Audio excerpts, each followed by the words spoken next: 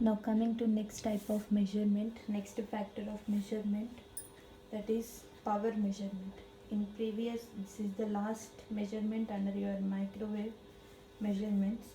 We have seen noise factor measurement, noise factor or noise figure, and we have seen impedance measurement, and we have seen S parameters measurement, and network analyzer, spectrum analyzer, right? All measurements we have seen till now, and this is last measurement under your microwave measurements is power measurement, right? Last measurement is your power measurement. Now the name itself indicates power we are measuring here using your microwave test bench. We are measuring power, right? Now this measurement of power is divided into three categories, right? Now this measurement of power is divided into three categories, right? Now first one is low power measurement, and next one is medium power measurement, third one is high power measurement, right?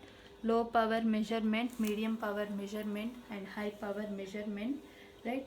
Now this low power measurement, now here we will measure the power range from 0.01 milliwatts to 10 milliwatts, right? Power range measurement will be in the range of, based on this range of power only, that power measurement is classified into three categories, that is low power measurement whose power range is 0.01 milliwatts to 1 milliwatt, and next one is medium power measurements whose power range is 10 milliwatts to 10 watts, right? Medium power measurement whose power range is 10 milliwatts to 10 watts, and high power measurements power range will be greater than 10 watts, right?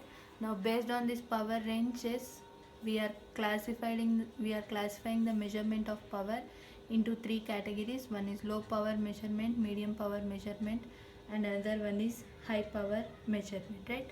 Under low power measurement, the power range will be in the range of 0.01 milliwatts to 10 watts, and under medium power measurement, the power range will be in the range of 10 milliwatts to 10 watts, and under high power measurement, you will get the power greater than 10 watts, right? Now low power measurement is measured by using the bolometer technique. Now this measurement is done by the bolometer technique. And coming to medium power measurement, this is measured by using calorimetric technique. And another one is high power measurement, and this is measured by using calorimetric watt meter, nothing but power meter, calorimetric watt meter, right?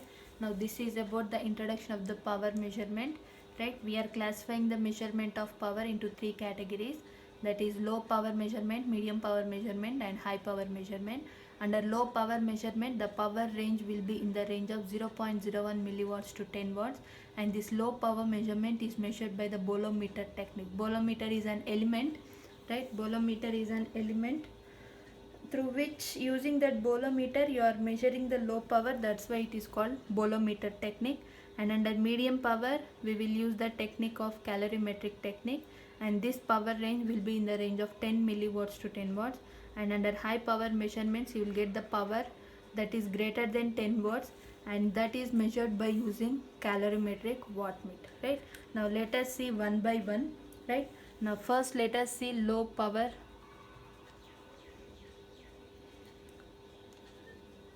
microwave power measurement.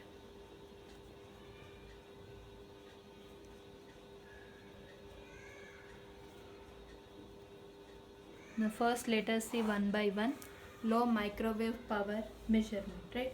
Now under this low microwave power measurement, we have devices such as bolometers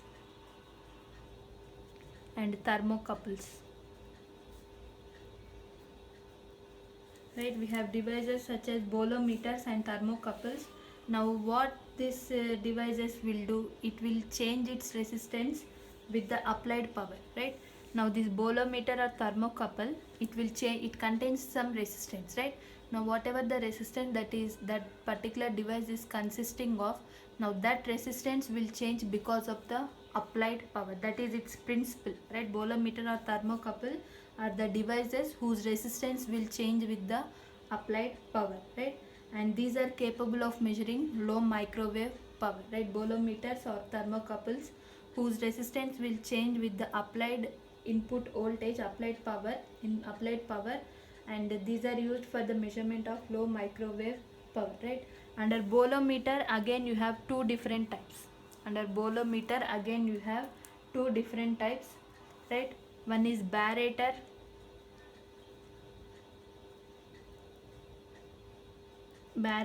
and another one is thermistors, right? One is barators and another one is thermistors, right? Now this is a simple bolometer, is a simple temperature sensitive device, right? Now simple temperature sensitive device whose resistance varies with the temperature. As I have said, these bolometers or thermocouples are the resistance variable devices, right? Are the resistance variable devices with respect to the applied voltage and with respect to the varies with the temperature, right? Under bolometers you have again two different types of elements, that is two different types, that is barators and thermistors, right? Now barators have positive temperature coefficient. That means the resistance of this barator will increase with the increase in the temperature. Barators will have positive temperature coefficient, and which is nothing but this particular barator's resistance will increase with the increase in temperature, right? Now if I plot graph between your resistance and temperature, you'll get like this. Because its resistance, barator resistance, will increase with the increase in the temperature. Now coming to thermistor, now it has negative temperature coefficient. That means if I plot graph between your R resistance and temperature, since it has negative temperature coefficient, its resistance will decrease with increase in temperature. With thermistor, resistance will decrease with increase in temperature, right? Now this is the difference between barator and thermistor, which are two types of your bolometer, right? Now bolometer is your square law device, right? Bolometer is your square law device. We have seen till now. Now this bolometer is a square law device. You know meaning of square law device, whose output current is proportional to square of input voltage, right? Whose output current is proportional to square of input voltage, right? Square of input voltage, that is current proportional to the power, right? Current proportional to the power, right? That is I proportional to power, right? Now this is about your bolometer, which is a square law device in which the output current, right, output voltage is proportional to the square of input voltage, which indicates output current is proportional to the power, right? Now this is about the low microwave power measurement. Now let us see its structure. Now this is the structure. This is the bolometer device which is mounted inside the waveguide. This is a rectangular waveguide, right? Now this is mounted inside the waveguide. Inside the waveguide we are placing the bolometer, right? Now the bolometer itself used as a load with, and it contains some resistance, right? Now that resistance is represented by R1 ohms, right? Now whatever the microwave power that you want to measure using this bolometer, right, whatever the microwave power that we want to measure is applied to this, right, is applied to this. Now what happens here is some power is absorbed by this bolometer load, right? That means resistance, right? Now some power will be absorbed by this bolometer and dissipated as heat, right? Some power, what happens here is, now when I apply the microwave power to this particular bolometer, now it will absorb some power and it will dissipate in the form of heat, right? Now what happens here is, it contains some, initially it has some resistance R1, now that is changed to resistance R2. Initially it has R1, now this is changing to resistance R2 ohms, right? This is changing to resistance R2 ohm. Now the change in the resistance from R1 to R2 is proportional to microwave power, right? The change in the R1 to R2, which is proportional to microwave power, and this can be measured by using the bridge, right? Now this can be measured by using the bridge. Now this is the bridge, right? Now balanced bolometer bridge technique, we call it as, I am writing here.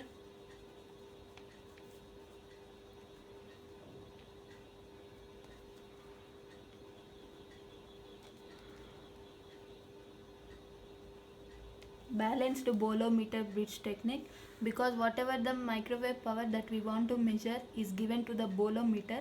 Now what happens here, it will absorb some power, right? Now some power it will absorb it and dissipate it in the form of heat. Now because of that, its resistance, initially it has R1 ohms, now it is changing to R2 ohms, right? Now the change in the resistance from R1 to R2 ohms is proportional to your microwave power, and that microwave power is measured by using this bridge, right? That microwave power is measured by using this bridge, right? Now initially the bridge is under balanced condition, right? Initially it is under, you have a galvanometer here and the resistance R1, R2, R3, and here you are connecting bolometer, right? And you have R5, R6, R7, which is given some DC voltage, right? Which is given some DC voltage. Initially the bridge is under balanced condition, right? Now the voltage applied to this bridge is, initially it is V1, right? Initially it is V1, and the bolometer element is placed here, right? Now before applying microwave power, right, without applying any microwave power, the bridge is under balanced condition with DC voltage V1, right? Without applying any microwave power, this particular bridge is under balanced condition with DC voltage V1, right? Now next you have to apply this microwave power to this bolometer, right? Now you have to apply this microwave power to this bolometer. Now what happens, this bolometer will absorb some power and dissipate in the form of heat. Now its resistance, initially it has R1 ohms. Now the resistance R1 is changing to R2 ohms, right? Some R2 ohms. That means if its resistance is changing from R1 to R2, now what happens to this bridge, it will change to unbalanced condition, right? After application of microwave power, now bolometer will absorb the power. Now it will dissipate the power in the form of heat. Now the resistance, initially it has R1 ohms, right, with balanced condition. Now the resistance is changing to R2 ohms, right? Now they are changing resistance R1 to R2. Now bridge becomes unbalanced, right? Now the bridge becomes unbalanced. Now in order to balance this bridge, right, in order to balance this bridge, now the applied DC voltage should be changed to V2, right? Initially it has V1 under balanced condition. Now it is under unbalanced condition, we have to change the DC voltage to V2, right? Now the change in DC voltage V1 minus V2 is proportional to your microwave power. Now the change in DC voltage V1 minus V2, which is proportional to your microwave power, right? Now the direct microwave low power measurement by using galvanometer, which directly reads the microwave power. Directly you can get the microwave power from your galvanometer, right? Now this is how to measure the low microwave power, which is in the range of 0.01 milliwatts to 10 milliwatts. 0.01 milliwatts to 10 milliwatts, right? 0.01 milliwatts to 10 milliwatts, right? Now let me briefly explain again, right? Coming to low power microwave measurement, right? Low power microwave measurement. Now here the low power microwave is measured by the bolometer technique. Bolometer is an element. Through that technique we are measuring the low microwave power, which is in the range of 0.01 milliwatts to 10 milliwatts, right? Now here we are using the devices such as bolometers and thermocouples. These are the devices which varies its resistances. These are the devices which varies with the resistances with the input microwave power, with the applied power, right? when I apply some power to this bolometer and thermocouple, those resistance will vary. That is the property of the bolometer and thermocouple. These are the devices whose resistance will vary with the applied power, right? Now this bolometer, again you have two different types. One is barator and another one is thermistor, right? Now the barator is positive temperature coefficient. This barator have a positive temperature coefficient. That means it will, if I increase the temperature, this barator's resistance will increase, right? R versus temperature, positive temperature coefficient, right? Now thermistor, it has negative temperature coefficient. Now if I increase the temperature, its resistance will, thermistor, it has negative temperature coefficient. If I increase temperature, its resistance will decrease, right? Now these are the two different types of bolometer. Now this bolometer is a square law device, right? Square law device, you know the meaning, that is output voltage is proportional to square of the input voltage. Nothing but I is output current. Current is proportional to your power, right? Now this is the, now here this is the bolometer which is mounted inside the waveguide, right? Now this is a rectangular waveguide. This bolometer has resistance R1 ohms, right? Now whatever the microwave power that you want to measure is given to this bolometer. Now what happens here is this bolometer will absorb that applied microwave power, right? And it will absorb some power, not all the power, some power is absorbed by this bolometer and dissipates in the form of heat. Now because of that, initially it has resistance R1 ohms. Now it is changing its R1 to R2 ohms, right? Now the change in the resistance from R1 to R2 ohms is proportional to a microwave power, and that is measured by using this balanced bolometer bridge technique, right? Now the change in the resistance from R1 to R2 is proportional to your microwave power, and that is measured using this balanced bolometer bridge technique, right? Now this is R1 ohms, R2 ohms, R3 ohms. Now here we are connecting bolometer R5, R6, R7, and this bridge is having the DC voltage. Initially it has V1, right? Now initially, without applying any microwave power, this particular bridge is under balanced condition. This particular bridge is under balanced condition with DC voltage V1, right?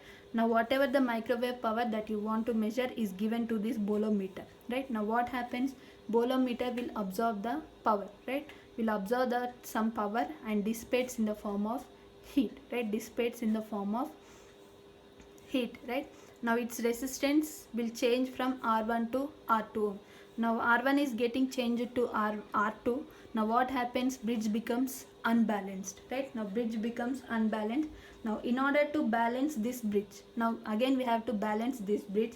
Now the DC voltage is changed to V2. From V1 to V2 we are changing the DC voltage in order to balance this bridge, right? Now the change in the DC voltage, initially under balanced condition without application of any microwave power, that is V1. After application of microwave power, R1 is getting changed to R2 because of that bridge is under unbalanced condition. Now we have to change the DC voltage in order to balance the bridge. Now the change in the DC voltage is proportional to your microwave power. From the galvanometer you can directly measure the low microwave power, and that will be in the range of 0.01 milliwatts to 10 milliwatts, right? Now this is how you have to measure the low microwave power, right? Now next let us see high microwave power measurement. We have seen one microwave power measurement. Now let us see high power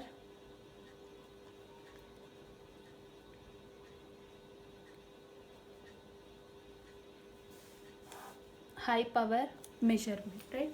Now we have seen low microwave power measurement. Now high power measurement, right? After that we will see medium power measurement, right?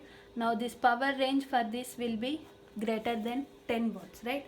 And the power range will be greater than 10 watts, and this is measured by using calorimetric watt meter, right? Calorimetric watt meter. This is measured by using calorimetric watt meter, right? Any power greater than 10 watts, right? Greater than 10 watts will come under this category high power measurement, right? Now this is measured by calorimetric watt meter. Now this calorimetric watt meter, you have two types. One is dry type and another one is flow type. Calorimetric watt meter, you have two different types available, two different types of watt meters available. One is dry type and another one is flow type. Now what is mean by dry? You know, coaxial cable, right? Coaxial cable which is filled with dielectric, right? This dry type is nothing but coaxial cable filled with dielectric material. Coaxial cable filled with dielectric material. Now flow type is nothing but it will use some liquid, right? Flow type is nothing but it will use some liquid which is a good absorber of microwave energy, right? It will uses water, liquid like water or oil or any liquid. It will use, the name itself indicates flow, right? Any liquid which is a good absorber of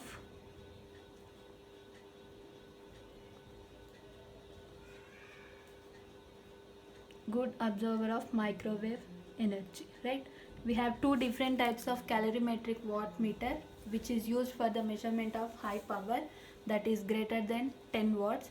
One is dry type and another one is flow type. Dry type is nothing but the coaxial cable which is filled with dielectric, and flow type is nothing but the here you will use as circulating. Under flow type, the name itself indicates flow, right? For the flow we have to use liquid, right? Now this particular watt meter, flow type watt meter, uses any liquid which is a good absorber of microwave energy, right? Now the fluid after flowing through the load experiences a temperature rise due to the microwave energy, right? Now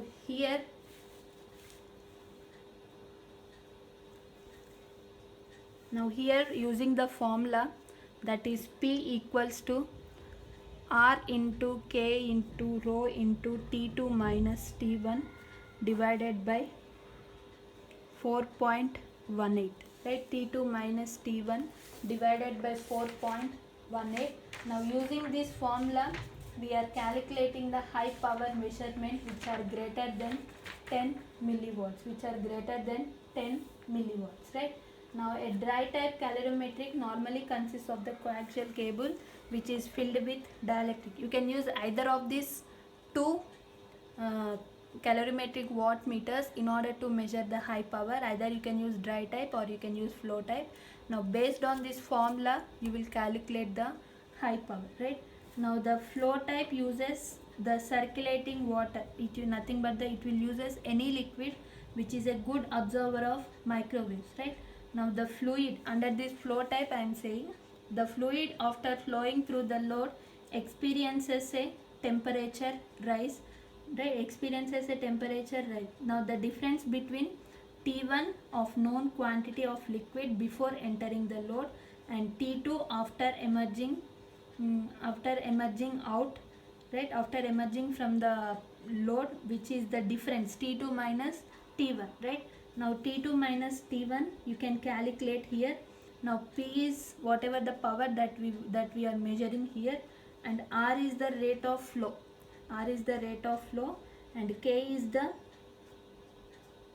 the specific heat and rho is the specific gravity, right? K is the specific heat and rho is the specific gravity,